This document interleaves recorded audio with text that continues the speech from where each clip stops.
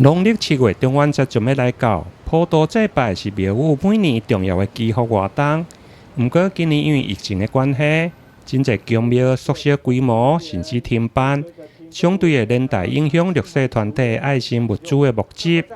对此，立委陈廷辉甲议员陈义珍的服务处，伫上午的祈福平安祭典，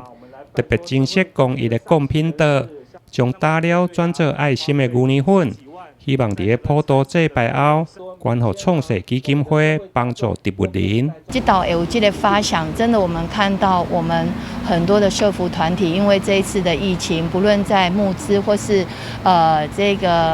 物资的部分，其实都影响很深哈。那不论是募款、募资都是一样。但是我们认为说，这一次中元普渡，咱来当改变一下红色诶，把我们的贡品换成奶粉。然后把这些奶粉可以捐给创世，因为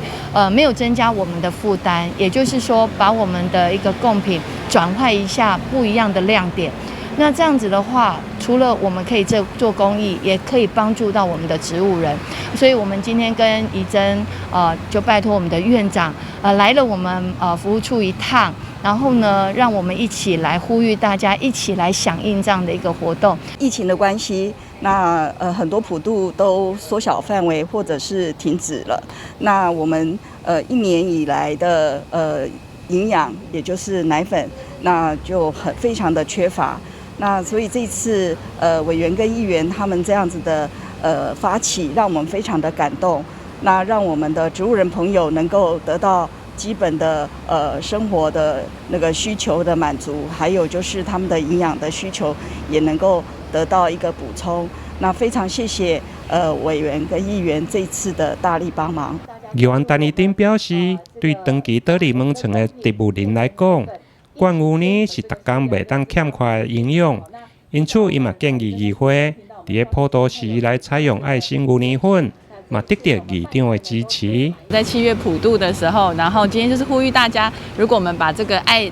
心贡品哈，这个贡品换成这个爱心奶粉，会让我们整个普渡拜拜更具意义哈。那我想怡珍在这边其实也马上跟议会提出哈，那议长也一口答应，也愿意说在未来在议会普渡的时候呢，也会添购这个爱心奶粉哈。那我们希望说把这个爱一直传播下去，让所有的弱势朋友都能够受到照顾。那也呼吁大家好，能够多呢。把我们的贡品换成这个爱心奶粉，然后捐助给我们的创世基金会，大家一起做爱心。而创世基金会台南分院的院长孙淑媛表示，以目前以来收容安养有60位，每位一天包括牛奶粉、营养品、6顿，一顿50块来计算，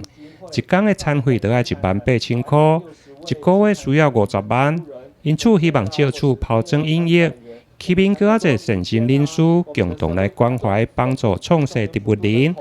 有意愿的民众会用卡爱心专线0626011655捐赠牛奶粉的小组。台南新闻联播采访报道。